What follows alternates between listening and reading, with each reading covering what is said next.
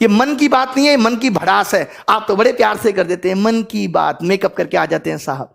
मन की बात क्या है, मन में मेरे ये चल रहा है, मुझे लगता है कि मुझे मोर को तो दाना डालना चाहिए।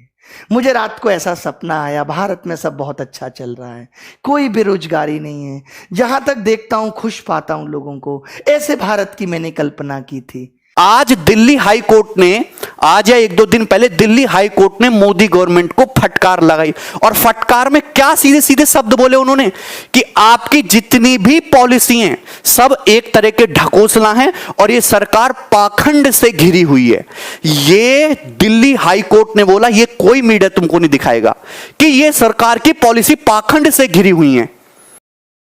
ठीक है यही देखिए, सारा विद्यार्थी पगला गया है, सब मास्टर सब पगला गया है। कह रहा है कि ट्यूटर कैंपेन करेंगे, सरकार से रोजगार मांगेंगे, एनटीपीसी के परीक्षा करवा लेंगे, एसएससी का सब काम रूटीन से करवाएंगे। दिमाग उमाग सही है तुम लोगों का? पगलाए तो नहीं हो हैं? मोदी जी से मांग करोगे, सरकार से मांग करोगे? तुमको पता नहीं है कि कहां रहते हो, देशद्रोही घोषित हो जाओगे।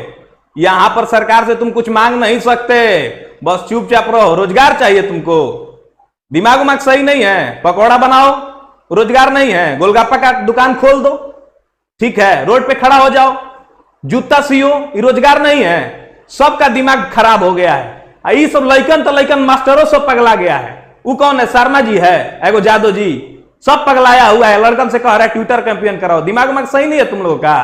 है ट्विटर कैंपेन करोगे, सरकार का विरोध करोगे, जेल चल जाओगे, देशद्रोही घोषित हो जाओगे। रोजगार चाहिए लोग को। एग्जाम कराना इतना आसान है?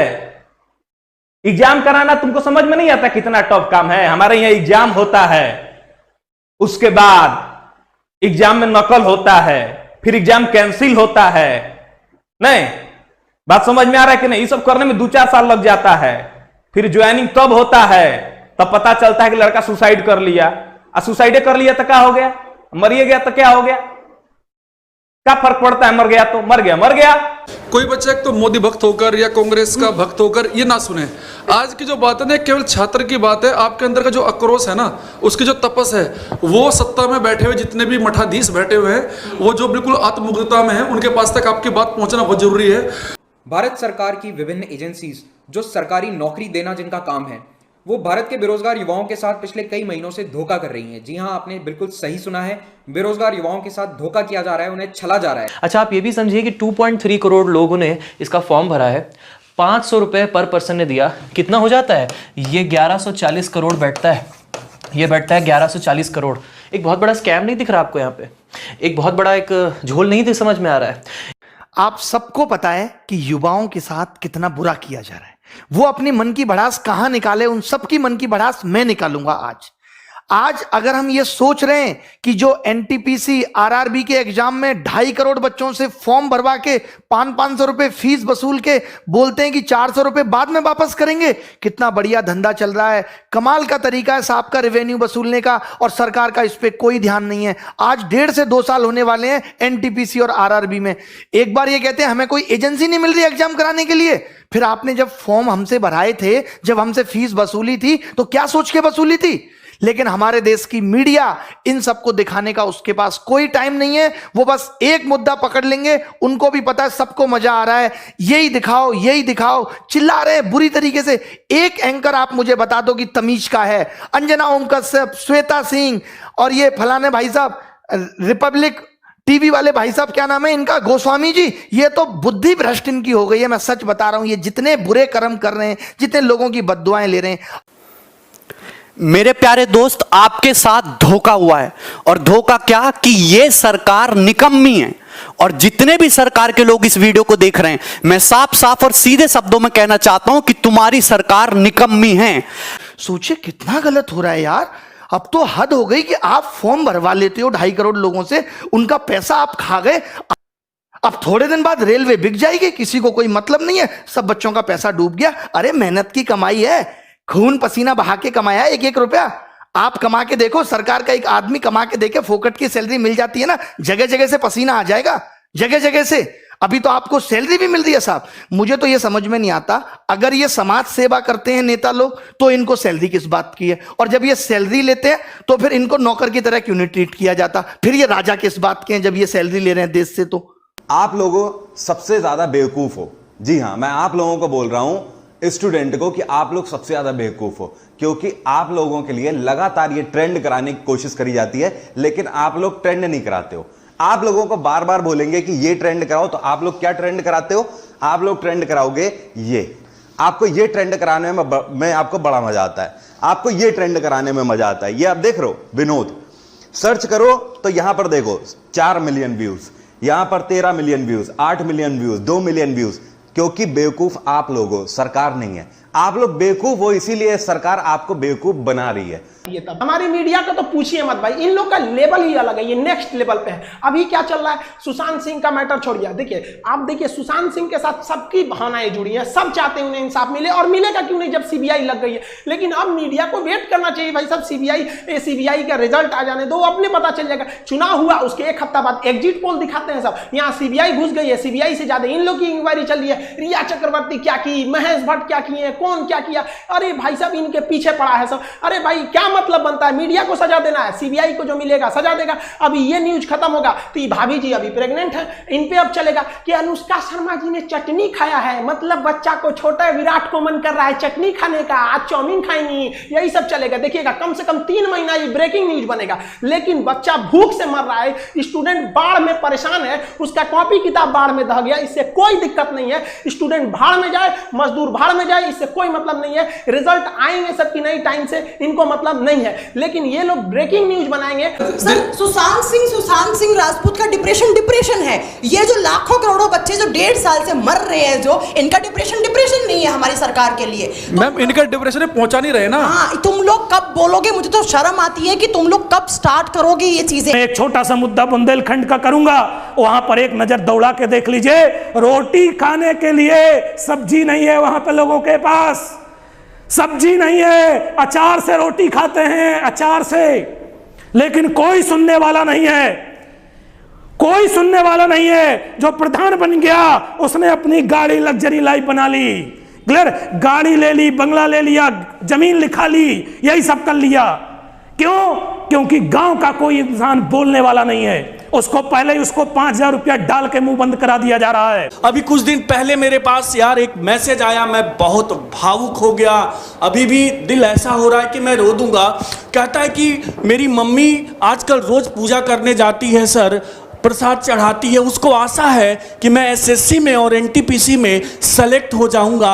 अब सोचो सरकार क्या कर रही है, आपकी आशा पे तो पानी फेर ही रही है, एक माँ बाप का एक बुढ़ापे की लाठी को भी तोड़ रही है। मेरे प्यारे विद्यार्थियों, अगर इनकी तरह नंगा नाच हम अपने YouTube चैनल पे करेंगे तो करोड़ों व्यू हमारे भी आ जाएंगे, हमारी भी टीआरपी आ जाएगी। ये कर क्या रहे हैं? एक बात बताओ, अभी सीबीआई का केस रिया हुआ तो एक एक दिन की अपडेट आ रही है नहीं आ रही? सुबह क्या हुआ, शाम को क्या हुआ, अभी रिया कहां है? जब ये 2017 वाला केस सीजीएल का सीबीआई में गया था तब तुम मीडिया वाले मर गए थे, तब तुम नहीं दिखा सकते थे। आज ये 2 बंदे पकड़े गए, इन्होंने नकल कराई थी, तुमने एक बार भी दिखाया वो केस, और केस डंप हो गया। मुद्दे से भटकना ही नहीं है। हमारे मुद्दे सिर्फ 2 हैं कि जब हमारी सरकार एक तरफ नीट और जेई एग्जाम करवाने के लिए, मैं कह रही हूं ऐसे गिद्धों की तरह वो मीडिया के अंदर आ रखे हैं। वो सौभित पात्रा जी का आपने कल वीडियो देखा था, बोलने का उनको तमीज नहीं है। उनसे आप ये बुलवा रहे हैं कि नीट जेई का एग्जाम, उनसे पूछो नीट जेई के एग्जाम की कट ऑफ कितनी जाती है, किस एग्जाम के नीट क्वालिफाई करके बच्चा जाता कहां पर, उनको ये नहीं पता होगा। और पूरी सरकार एकदम गिद्धों की तरह बारात लेके और ये बोल रही है नीट जेई का एग्जाम करवाओ। क्यों बोल रही है? क्योंकि बच्चों, उनके बच्चे रेलवे या फिर एसएससी की तैयारी नहीं करता है, पॉइंट नंबर 1। उनके बच्चे नीट और जेई का एग्जाम देते हैं। पॉइंट नंबर 2, करोड़ों की धांधलेबाजी होती है, करोड़ों का डोनेशन जाता है और ये डोनेशन इन तक ही आता है इनडायरेक्टली, इसलिए ये लोग नीट जेई का एग्जाम करवा रहे हैं। लेकिन वो एसएससी का एग्जाम, अरे एग्जाम छोड़ो, जो एग्जाम हो चुका है, जिस एग्जाम का रिजल्ट भी आ गया, ज्वाइनिंग नहीं दी जा रही है इन लोगों से। कोरोना चल रहा है, ज्वाइनिंग में कौन सा कोरोना चल रहा है? ये सारे इतने सारे आप 1 तारीख से आप मेट्रो तक चला दिए, तब कोरोना नहीं फैल रहा है क्या? मैं भी, मेरे कुछ लोग हैं, मैं भी सबसे बड़ा मोदी भक्त कहते थे मुझे कहते थे अंधभक्त, लेकिन मैं भी साथ उन मुद्दों में हूं। क्योंकि आज क्या चीज होगी है, आज हमें क्यों बोलना पड़ा है? क्योंकि विपक्ष सोया पड़ा है, तो विपक्ष नहीं सुनेगा क्योंकि वो सोया पड़ा है।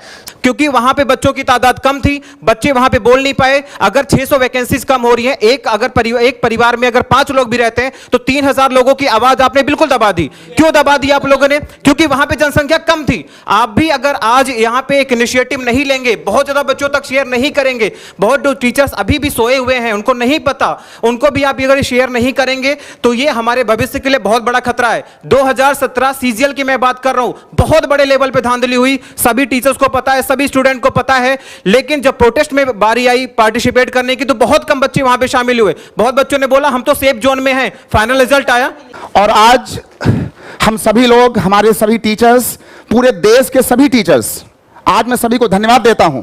सभी चैनल, सभी टीचर्स, सभी हमारे दोस्त, आज सभी लोग आप सभी के लिए आज सामने आए हैं, खुलकर अपनी बात कह रहे हैं, सरकार की खिलाफत कर रहे हैं। सरकार में कोई भी हो, सरकार चाहे मोदी की हो, चाहे किसी और मोदी की हो, चाहे यूपीए की हो, चाहे बीजेपी की हो, चाहे कोई भी हो, सरकार ने, आप कोई भी मीडिया चैनल खोल लो, उसके पास 3 मुद्दे हैं। पहला, आप खतरे में हैं, चाहे आप हिंदू हैं, चाहे मुसलमान हैं, चाहे आप किसी भी कम्युनिटी से, आप खतरे में हैं। एक तो आपका खतरा दूर कर रहे हैं एक न्यूज चैनल वाले। दूसरा क्या कर रखा है उन्होंने कि एक पाकिस्तान के पेट में दर्द हो गया जी, और तीसरी बार अभी मोदी जी वहां जाके खड़े हो गए, तो अब चाइना तो पता नहीं बेहोशी हो चुका है, राफेल 5 आ गया, क्या तूफान मचा दिया। केवल ये 2 मुद्दों पे बात है, मीडिया में आपकी कोई बात नहीं हो रही है। आपको अपना मुद्दा खुद बनाना पड़ेगा। आज आपके पास मीडिया तो सर मैं कह रही हूँ बिक गई है सर। कसम खा रहा हूं मैं, मुझको नहीं, पूरे देश के करोड़ों युवाओं को, करोड़ों शक्तियों को एक एहसास हुआ कि आज एक बहुत ही ताकतवर पीएम हमारे सामने आ रहा है। वो हमारे दिल की बात करेगा, हमारे मन की बात सुनेगा, अपने मन की बात कहेगा, मन की बात पूछेगा। मैं आपको डेट बता रहा हूं, 3 अक्टूबर 2014 को पहली बार जब आकाशवाणी ने प्रचार किया और उनको लाइव किया मन की बात के साथ, तो नरेंद्र मोदी जी, और सबसे बड़ी बात है कि उस दिन विजयदशमी हो रही थी, दशहरा का पर्व हो रहा था, पूरे देश में एक हंगामा सा हो गया कि पहला पीएम आया है जो खुद युवाओं से जुड़ने की बात करता है, मन की बात कहता है। हम भी खुश हुए थे, दिल से खुश हुए थे। आप हमारे लिए हैं, हम आपके लिए नहीं हैं। हमारी मन की बात सुननी पड़ेगी आपको, हम आपकी मन की बात सुनने के लिए यहाँ नहीं है।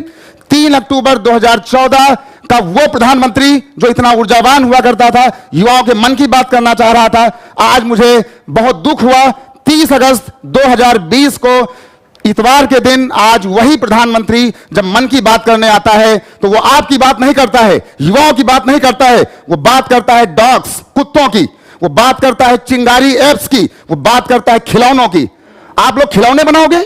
और खिलौनों की बात क्यों करता है वो? क्योंकि 2019 में अंबानी परिवार ने, रिलायंस समूह ने और मुकेश अंबानी ने ब्रिटिश की 259 साल पुरानी बहुत ही प्रतिष्ठित खिलौनों की कंपनी हेमलीज को खरीद लिया है। क्या प्रधानमंत्री नरेंद्र मोदी जी ने आज तक कभी, सभी लोग बता दें, मैं किसी का विरोध नहीं कर रहा हूं, क्या प्रधानमंत्री नरेंद्र मोदी जी ने आज तक युवाओं के बारे में कभी मन की बात की?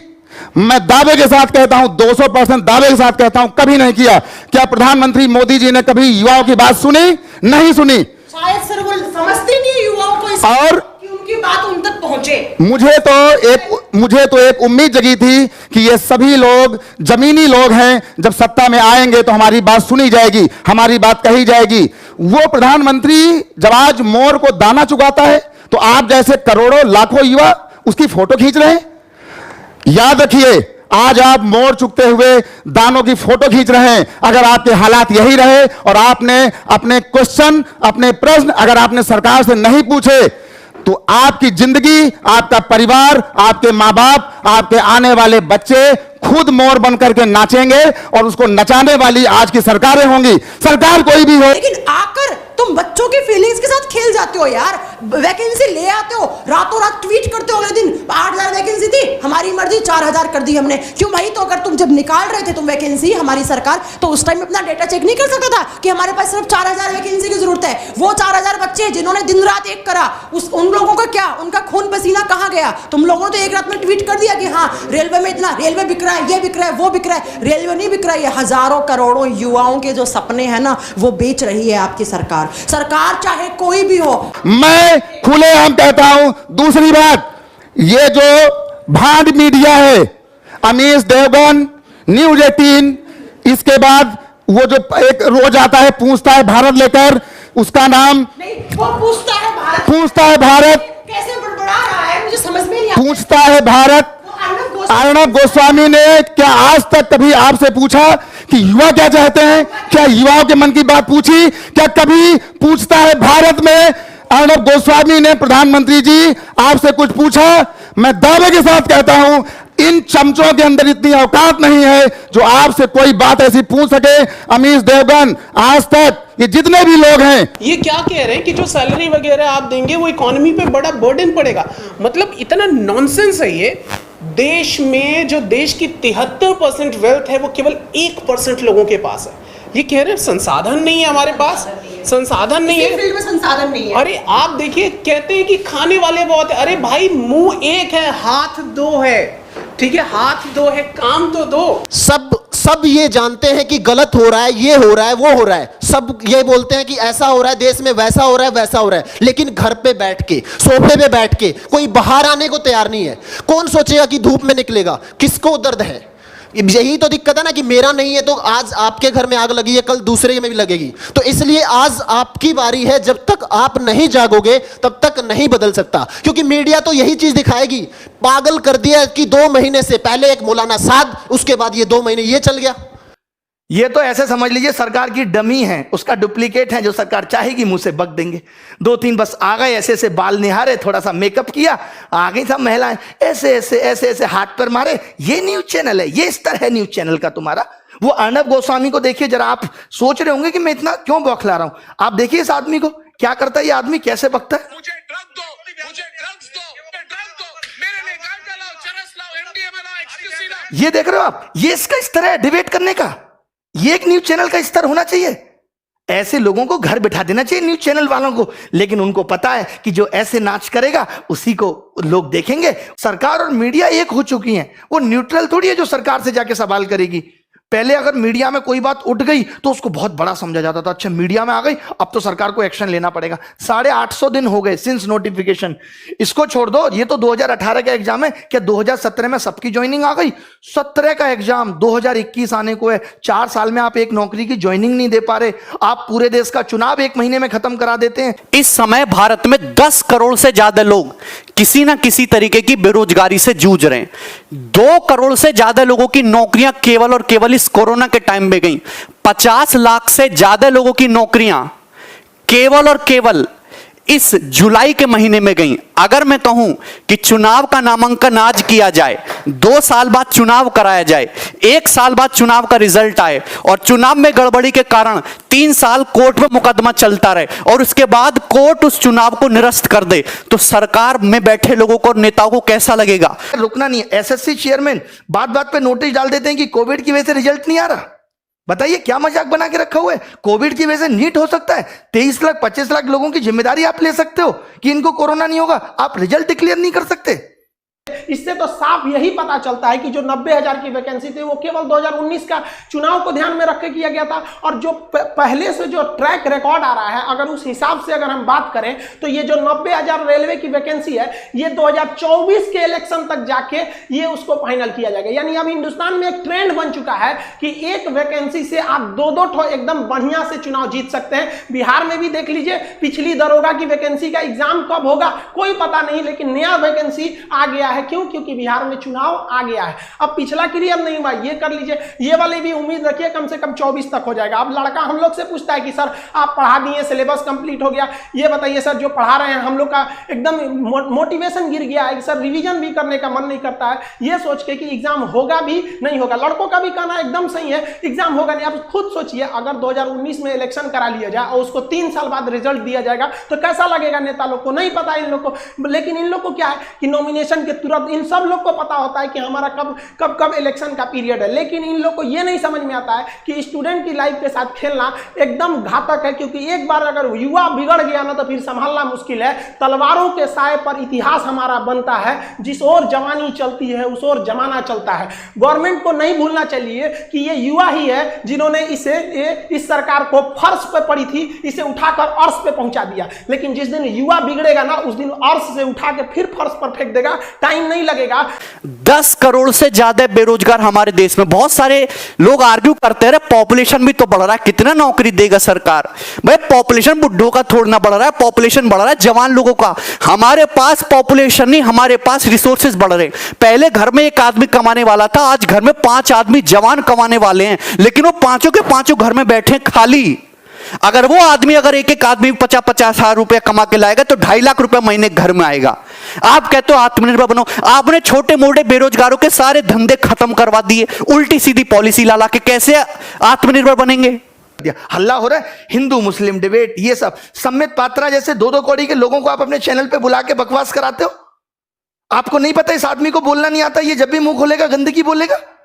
आप अच्छे लोगों को भी बुला सकते हो, क्या इस देश में अच्छे लोग नहीं है? क्या बीजेपी में अच्छे नेता नहीं है जिनको आप बुला के अच्छी डिबेट कराओ, एजुकेशन पे डिबेट कराओ? आप ऐसे ऐसे लोगों को बुला ले तो जिनको जेई का सिलेबस नहीं पता, नीट एग्जाम और जेई का डिबेट कराने के लिए सम्मित पात्रा आते हैं और तमाम लोग आते हैं जिनको पता तक नहीं है सिलेबस क्या है। सीईटी पे आपने कोई सवाल सरकार से नहीं पूछा। अरे देश में अगर कुछ हो रहा है, कोई योजना आ रही है, कोई नई चीज आ रही है, तो ये मीडिया की जिम्मेदारी है कि वो सरकार से जवाब मांगे और पूछे। यही काम मीडिया का होता था और वैल्यू भी होती थी मीडिया की। आज कोई वैल्यू नहीं है। मैं जरूरी नहीं समझता कि हमें न्यूज चैनल पे अपना मुद्दा लेके आना है, क्योंकि इनकी औकात नहीं रही है, बिल्कुल ही 0 कौड़ी के लोग हो चुके हैं।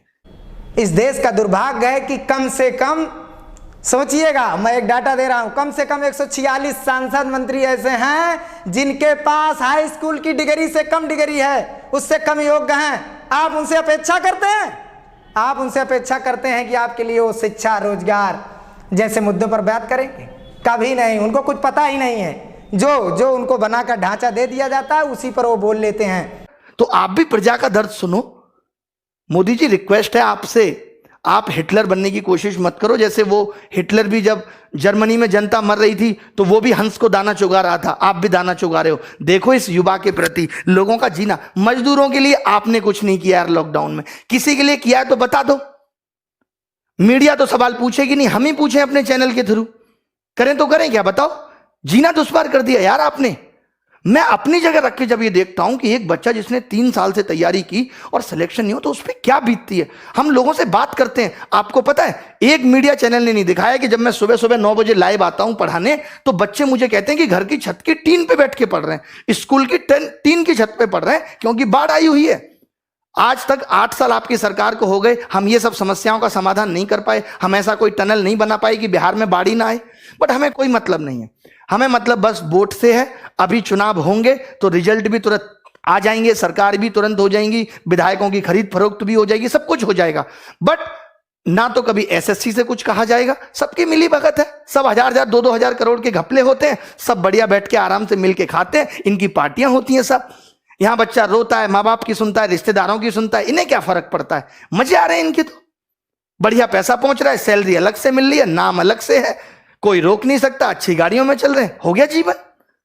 बाकी किसी को किसी से क्या मतलब। वैसे मोदी जी कहते थे मैं बहुत जमीनी स्तर का आदमी हूं, मैं नीचे के लोगों की समस्याएं देखता हूं, बट पता नहीं कब देखते हैं, भगवान ही मालिक है। जो रेलवे है, एसएससी है, आईबीपीएस है, ये जो तीनों चीजें ये सेंट्रल गवर्नमेंट के अंडर में आती है। अब आप बताइए, अगर सेंट्रल गवर्नमेंट कोई अच्छा काम करती है तो गवर्नमेंट कहती है हमने किया, तो भाई गड़बड़ हुआ तो भी तो आप कहिए ना कि हमने गड़बड़ किया। ये क्या कि भाई अच्छा ठीक खराब हुआ तो हम नहीं किए। यहाँ पर आप ऐसे लोगों को जानबूझ कर दिया एसएससी रेलवे कि इन लोगों ने बेड़ा गर्क करके रख दिया। ये जो तीनों संस्था है ये टॉप रिक्रूटमेंट बॉडी है सब इन लोग का। इन लोग की वैकेंसी हम रिकॉर्डेड बता रहे हैं। मोदी जी ने भाषण में क्या कहा था कि हम हर साल 2 करोड़ जॉब लेंगे। ये हम अपने पास से तो नहीं बोल रहे हैं, उन्होंने ही बोला था और इनका ही समर्थक इसी 2 करोड़ वैकेंसी की बात को लेकर युवाओं में एक उत्साह था कि अब हमें 2 करोड़ वैकेंसी देखने को मिलेगी। लेकिन आप गवर्नमेंट का ही डाटा देख के देखिए, हर साल वैकेंसी घटते जा रही है। जो 2014 में वैकेंसी एसएससी 16,000 दी थी, 2019 में 8,000 आ गया, आधा घट गया।